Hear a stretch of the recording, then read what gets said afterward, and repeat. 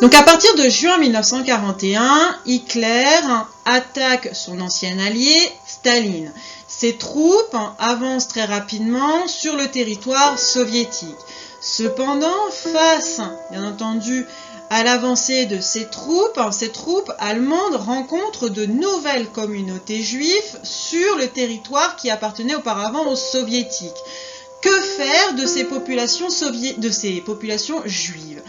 Heinrich Himmler, qui est chargé de la question juive, décide alors de mettre en place une nouvelle solution, encore une, pour exterminer ces nouvelles populations que l'on rencontre et que l'on ne peut pas emmener dans les ghettos polonais qui sont déjà surchargés. Et puis en plus, cela serait un frein pour les soldats allemands qui sont en train d'avancer vers Moscou sur le territoire russe. Donc il faut mettre en place une nouvelle solution. Cette nouvelle solution, c'est ce qu'on appelle la Shoah par balle. La Shoah par balle, c'est en fait des groupes armés, des SS, que l'on va appeler les Einsatzgruppen, qui sont chargés finalement d'aller regrouper les populations juives dans les villages sur le territoire soviétique. On regroupe ces populations juives, on leur dit qu'on va les emmener ailleurs, on leur dit de prendre leurs affaires, peu importe le prétexte, on les regroupe et ensuite on les emmène à l'extérieur de la ville ou du village où ils étaient et on les exécute.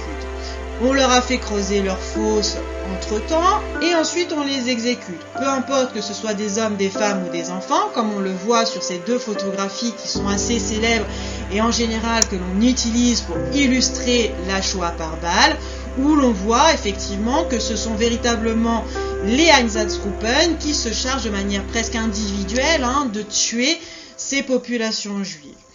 Cependant, le massacre peut-être le plus célèbre et qui a fait le plus de victimes est celui de Babi Yar. Au sein d'un ravin naturel, ont été regroupés en 2 jours plus de 33 000 juifs. Et au sein de ce ravin, les Einsatzgruppen ont tué plus de 33 000 juifs, hommes, femmes et enfants. C'est véritablement finalement le point culminant de ce qu'on appelle la Shoah par balle.